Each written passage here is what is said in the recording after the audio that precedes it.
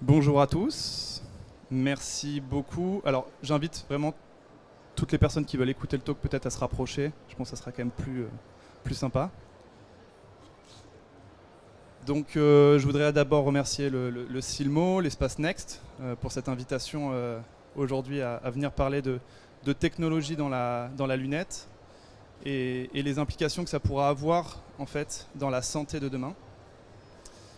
Donc avant de commencer, je voudrais juste signifier deux choses. Les problèmes, on va essayer de voir ça ensemble au long de la conversation. Les problèmes de la santé, de la lunette connectée d'hier ne sont plus en fait ceux d'aujourd'hui. Et j'aimerais juste qu'on essaye de voir ça tous ensemble et de regarder à l'horizon pour voir un petit peu quelles applications ça pourra avoir finalement dans les dispositifs médicaux et dans la santé connectée de demain. Alors c'est des sujets qui me touchent beaucoup parce que je m'appelle donc Thibaut Moufle-Milo, moi je suis ingénieur en biotechnologie et en medtech de formation. Donc j'ai travaillé toute ma carrière dans cette industrie et notamment dans tout ce qui est produits très innovants. On va parler des logiciels, d'intelligence artificielle, de wearable, que ce soit du t-shirt à la montre connectée et bien sûr à la lunette dans le sujet qui nous intéresse. Alors la question qu'on doit se poser, c'est comment on passe finalement d'un produit très simple, hein, c'est juste une lunette finalement, enfin c'est juste, avec le design qui va avec évidemment, donc c'est juste un support finalement à la correction optique. Comment on passe de ça à l'objet de demain dans la santé qui sera une partie concomitante finalement de tous les objets connectés qu'on connaît et finalement un objet dans l'IoT de demain. Alors, je pense que c'est très important d'abord de signifier que depuis le bid intersidéral de la Google Glass, on a eu quand même des avancées majeures dans les technologies de l'optique. Et je pense que là-dessus, c'est très important d'insister sur quelques points fondamentaux qui ont beaucoup avancé depuis, pour comprendre finalement que, évidemment, la Google Glass venait incorporer du viseur tête haute, mais aujourd'hui on parle de toute autre chose qui permet des fonctionnalités, des usages qui sont complètement différents. Des senseurs, et alors là on verra tout à l'heure, j'ai fait une petite liste des senseurs qu'on pourrait avoir, mais les senseurs finalement c'est la clé de la santé connectée de demain, comment on vient analyser ces données, mais les senseurs finalement ils ont beaucoup évolué depuis finalement en suivant le fil de la montre connectée et de tous les wearables de l'IoT d'aujourd'hui. Finalement, il y a une énorme évolution dans les senseurs. C'est Jason Chicandier. Pour ceux qui ne le connaissent pas, je crois qu'on l'a entendu. Donc les senseurs, effectivement, qui viennent alimenter toute l'intelligence artificielle qui vient avec. Tout ça, ça a été ça peut être mis en pratique finalement à une miniaturisation incroyable de la technologie, notamment donc, de la batterie. On peut avoir des batteries beaucoup plus légères et qui durent encore plus longtemps, mais surtout sur l'aspect processing. Donc, je ne sais pas si vous avez vu, mais Facebook, donc la nouvelle lunette Essilor avec Meta, incorpore une Snapdragon qui est vraiment dédiée à la lunette. Ça change tout, parce que finalement, au lieu d'avoir des processeurs qui ne font pas la bonne taille, qui ne sont pas assez bien calibrés, on ne peut pas faire de la bonne tech si on n'a pas des chips qui sont vraiment dédiés à ça. Donc, la lunette la Ray-Ban Meta, c'est son nom, voilà, incorpore évidemment une Snapdragon qui est dédiée à ça, et pour ça, du coup, on les félicite chez Snapdragon, parce que du coup, ils nous permettent finalement d'utiliser les données. Et finalement, avec le viseur tête haute, on a eu deux fonctionnalités qui sont arrivées récemment et qu'on connaît tous, hein, mais la visée tête haute qui permet finalement d'incorporer la réalité augmentée, mais aussi tout ce qu'on connaît sur le voice command, mais ça je ne vais pas trop itérer, on connaît tous Alexa et j'en passe. Comment ne pas parler des avancées technologiques, finalement, si on ne parle pas des avancées qu'on a eues ces dernières années dans l'intelligence artificielle? Je pense que c'est très important, parce que vous le verrez après, on fait pas mal d'intelligence artificielle chez Pulse Audition. C'est très important de comprendre pourquoi, depuis un an, l'intelligence artificielle prévaut. D'un côté, donc on le sait tous, chaque clic, chaque utilisation de nos dispositifs donne de la data et permet de les analyser pour pouvoir comprendre un petit peu les usages. Mais ça a été rendu possible grâce à deux choses. D'un côté, les GPU, qui sont ni plus ni moins que des cartes graphiques dédiées à l'intelligence artificielle, mais aussi à des processeurs spécifiques à cela.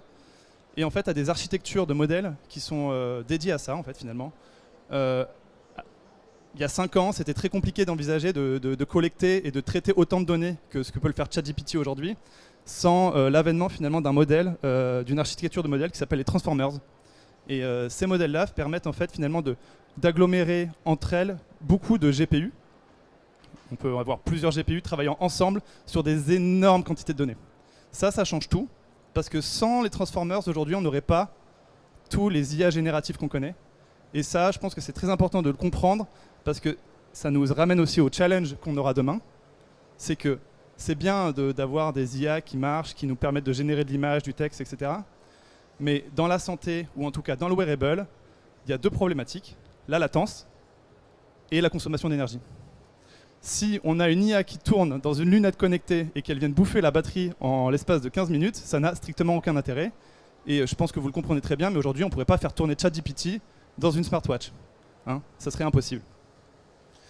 Donc, les challenges qu'on a aujourd'hui quand on veut utiliser de l'intelligence artificielle en santé, c'est la partie embarquée de l'intelligence artificielle. Et cette partie embarquée, elle a un sens parce que dans la santé, la data privacy, donc la protection de la donnée de santé, c'est phare. Que ce soit en Europe ou aux États-Unis, on ne va pas venir collecter et venir traiter la donnée sur des clouds ouverts. Et donc ça, c'est très important de comprendre que l'embarquabilité finalement de la donnée, c'est très très important. Et finalement, la possibilité de venir traiter les données en temps réel, ça aussi, ça a une importance capitale. Je veux dire, si je remonte des données à un chirurgien 15 minutes plus tard pendant son opération, ça n'a strictement aucun intérêt. Je pense que c'était aussi intéressant, avant de parler de lunettes, on va en parler, je vous promets, de parler d'aujourd'hui. En fait, finalement, toutes ces avancées tech, qu'est-ce qu'elles ont eu comme impact dans la santé d'aujourd'hui? Donc, on le sait tous, Apple, l'Apple Watch, a un dispositif médical en fait. Elle a déjà cette capacité, et c'est une allégation clinique qu'elle a, de venir détecter les fibrillations ventriculaires des patients. Et elle a déjà sauvé des gens. Elle a déjà sauvé des gens sur la détection avant finalement l'arrêt cardiaque, avant la mort subite du patient, sur les fibrillations ventriculaires. On a tout ce qui est réalité augmentée et réalité virtuelle, même si on ne va pas vraiment parler de réalité virtuelle aujourd'hui, même si elle a un impact énorme dans les avancées tech de la lunette. Mais la réalité augmentée a un impact énorme sur les aides au bloc opératoire, mais également sur tout ce qui va être, désolé pour l'anglicisme, j'ai oublié en français, mais la réhabilitation des patients. Donc un patient qui va être avant le bloc, il y a des startups, superbes startups qui marchent en France là-dessus, où on va venir projeter des environnements qui sont un peu moins stressants que le bloc opératoire pour les enfants, par exemple, ou même chez le dentiste. On connaît tous les plateformes de télémédecine, évidemment, Doctolib, merci, Cocorico. On peut consulter à domicile et on peut évidemment avoir des diagnostics faits à distance. Et ça, aujourd'hui, dans les usages qu'on a de la médecine, ça a une importance capitale. Et avant de finir de lister un petit peu ce qu'on a grâce aux avancées tech dans la médecine d'aujourd'hui, il y avait le rêve à un moment de faire la médecine personnalisée, c'est-à-dire que chaque patient a une thérapie ciblée pour lui-même en fonction de ses caractéristiques génétiques, on va dire. Et ça, c'était pas possible hier, parce que le volume de données, la collection, et puis en parallèle, comment traiter. Donc là, aujourd'hui, maintenant, c'est rendu possible grâce à ces algorithmes d'intelligence artificielle dont on parle depuis tout à l'heure. On a évidemment tout ce qu'on connaît sur le dossier patient, ça c'est tech, la robotique et la chirurgie moins invasive, on va dire, grâce à des avancées en robotique, et tout ce qui est analyse d'images et aussi de bioinformatique. Alors, voilà, aujourd'hui, on a juste fait un petit état des lieux. Comment on passe de cette lunette, qui est un support correctif pour les gens, à l'objet, l'iWatch de demain. Alors, finalement, dans la monture, je trouve que ça fait sens, finalement, de retrouver plein de senseurs. Donc, on voit pas mal de startups. Je vous invite à passer sur l'espace Futurologie d'ailleurs pour voir un petit peu ce qu'on arrive à faire aujourd'hui. Mettre des senseurs, de la connectivité, y incorporer de la batterie.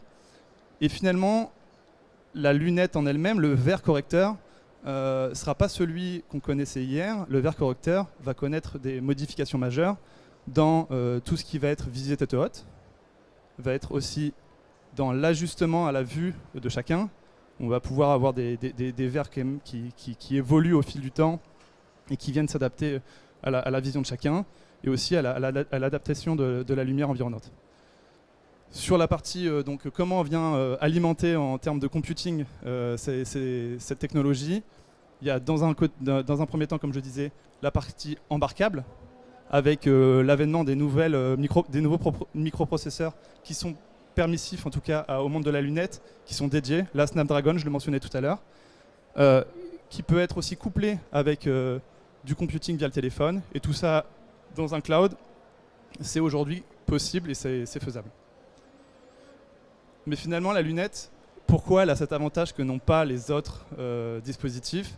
C'est que finalement, c'est l'outil des sens. C'est l'outil des sens. Elle touche les oreilles, le nez, les yeux, et donc, elle peut toucher la vue, l'ouïe, l'audition, l'odorat. Et donc, de ça, elle a une proximité évidemment concomitante avec l'organe le plus noble, le cerveau. Et on peut très bien voir que l'électroencéphalogramme, des sensors en électroencéphalogramme puissent interpréter des données sur les usages de demain.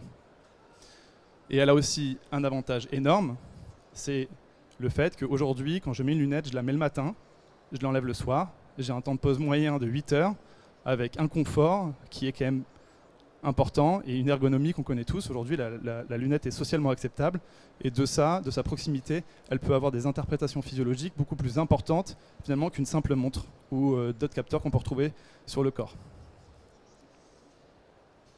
Alors j'ai listé ici, on va dire, j'ai essayé d'être exhaustif, mais je pense qu'il en manque les senseurs qu'on pourrait retrouver dans une lunette. Et je pense que c'est très important de souligner l'importance des senseurs. Donc je le disais, ils ont été nettement améliorés, nettement miniaturisés avec l'avènement de l'IoT et des smartwatches. Mais ils sont maintenant fiables. Et ça c'est important parce que finalement, ça ne sert à rien de faire des calculs si la donnée entrante est bidon.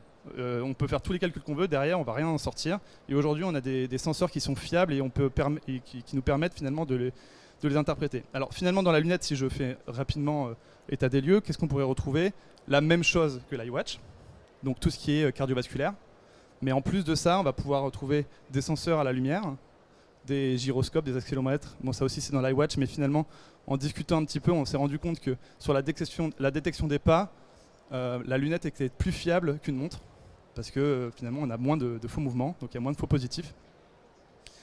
Les senseurs environnementaux sur la qualité de l'air, il y a certains produits qui existent déjà avec, des microphones et j'en passe. Alors maintenant qu'on a parlé de ça, essayons de prévoir et de regarder en avant qu'est-ce que ça va nous permettre d'incorporer dans la santé cet outil, la lunette, dans la santé de demain. Avant de commencer à parler de dispositifs médicaux, la plupart du temps, les industriels, ce qu'ils vont faire, et Apple a fait la même chose avec l'iWatch, c'est de parler de fit, de wellness. On ne parle pas tout de suite d'allégations cliniques, on ne parle pas d'allégations médicales tout de suite, ça ferait pas sens. On vient collecter de la donnée sur des allégations plus wellness, fitness. Je vais dire à un sportif combien de pas il a fait, je vais dire à un sportif sa fréquence cardiaque, etc. Avant de venir construire petit à petit des briques cliniques qui nous permettent après de faire des papiers et ensuite de vendre des dispositifs médicaux. Donc on commence par une activité tracking et puis ensuite on arrive sur du monitoring. Là-dessus, on peut très bien voir qu'avec les senseurs qu'on a mentionnés tout à l'heure, je peux très bien voir en avance de phase si un patient va potentiellement avoir, je sais pas, une maladie de Gilbert sur la couleur de l'œil, sur la taille de la pupille, voire différents paramètres physiologiques.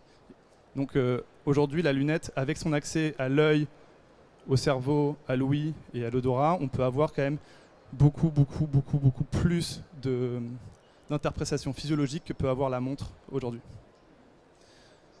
Dans la practice médicale, dans la pratique du médecin, aujourd'hui c'est déjà le cas, hein, je parle de choses qui existent, mais la réalité augmentée, superposer le virtuel au réel, ça va avoir des impacts énormes, en tout cas pour le médecin, le chirurgien.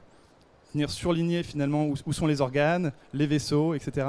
Ça peut l'aider finalement dans sa pratique de la chirurgie. Évidemment, on parle de lunettes, donc on parle de solutions visuelles. Il y a aussi sur le stand de futurologie des solutions qui permettent d'adapter finalement la vue des patients. Donc on ne parle pas de mettre un verre et puis après de le changer si jamais ça change. On a des choses qui évoluent. Hein. Et là, vous allez prêcher un converti, mais il y a un élément majeur, c'est que la lunette touche l'oreille et donc finalement, elle peut devenir, et elle va devenir, j'en suis convaincu, la prothèse auditive de demain. Elle va être intégrée, elle va être on va moins avoir de mal à venir avoir une lunette auditive qu'une prothèse auditive. En tout cas, moi, j'offrirais plus une lunette auditive à mon père que je lui offrirais une prothèse auditive. Tous les signaux qu'on a vus tout à l'heure ont des impacts majeurs, et je vais le montrer sur la slide juste après, sur tout ce qui est analyse de santé mentale et cognitive, sur l'analyse des signaux lumineux, savoir effectivement le taux de stress de chacun, et on a déjà beaucoup d'études cliniques qui sont faites avec des lunettes, par exemple sur la santé du sommeil. Tout ceci intégré avec tous les capteurs, toute la technologie qu'on a, va avoir un impact finalement holistique, une approche holistique pour reconnaître, comprendre la santé des gens de la tête aux pieds. Alors je me suis un petit peu amusé à regarder finalement les études cliniques qui ont eu lieu ces dernières années, qui prennent en compte, alors j'ai fait un filtre, je n'ai pris en compte que les études cliniques qui font apparaître une technologie dans la lunette dans l'approche de l'étude clinique qu'ils ont faite. Quand on parle d'études cliniques, là-dedans on voit que les études cliniques, j'en ai 750, pardon, il y a eu un boom énorme à partir de 2013-2014. Et là, en fait, on n'est qu'au début, parce que bon, la pente, elle va pas diminuer. Hein. Et puis les senseurs, et puis tout ce qu'on a dit tout à l'heure, ça va pas s'arrêter. Mais je trouve que quand j'ai fait cette analyse, ce qui m'a le plus choqué finalement, c'était que dans les aires thérapeutiques, il n'y a que 51%, si je dis pas de bêtises, 52% pardon, dans l'ophtalmo. Le reste, c'est psychiatrie, neurologie, oncologie et j'en passe. On ne parle pas de la lunette comme un outil uniquement dédié à l'ophtalmo. Et donc ça, je pense que c'est vraiment nécessaire de le souligner parce que finalement, dans la santé de demain, les études cliniques aujourd'hui vont nous montrer finalement les usages de demain. Donc, je pense que c'était important de le souligner. Je vous remercie. Avant juste de clôturer, je pense que c'est important de parler de qui je suis, qui nous sommes. Donc je suis le cofondateur de Pulse Audition. Pulse Audition, nous prenons un problème à cœur qui est l'intelligibilité de la parole dans le bruit. Finalement, les malentendants, ils ont tous du mal, et moi aussi j'ai du mal déjà, à entendre la parole dans les environnements bruyants. Quand je suis en dîner de famille, mon grand-père est exclu socialement finalement parce qu'il se reclus, même s'il a des prothèses auditives aujourd'hui. Donc ce qu'on veut offrir à ces gens-là, c'est la solution de sélectionner finalement la personne qu'il est en train d'écouter dans les environnements bruyants. Donc ce qu'on imagine aujourd'hui chez Pulse Audition et ce qu'on veut vendre dès 2025, c'est une lunette qui incorpore finalement dans la monture une antenne de micro. Cette antenne de micro nous permet ensuite de traiter les signaux directement dans la monture par des biais d'intelligence artificielle. C'est des algorithmes de rehaussement de la parole qui permettent juste d'extraire le locuteur que j'ai en face de moi et de le restituer à l'utilisateur oreille ouverte. Ça c'est très important parce que finalement on va rester conscient de son environnement mais je vais gagner en intelligibilité. Et je ne vais pas avoir, comme veut le faire la prothèse auditive, la sensation de venir rehausser aussi le bruit avec derrière. Donc on vient mettre ça dans les mains des malentendants et des patients, tout en ayant quelque chose de déstigmatisant. On dédramatise finalement avec la lunette les problèmes d'audition et dès les débuts de perte. Donc je vous remercie beaucoup. Je voulais remercier aussi, avant de clôturer, Sébastien Brusset ici présent pour son invitation en tout cas à ce talk. Et voilà, je vous remercie. Venez nous voir sur l'espace Futurologie. On sera content de vous parler, de même vous montrer notre démo, comment on arrive à rehausser via des algorithmes d'intelligence artificielle dans une lunette. Et voilà, je vous remercie beaucoup. Merci.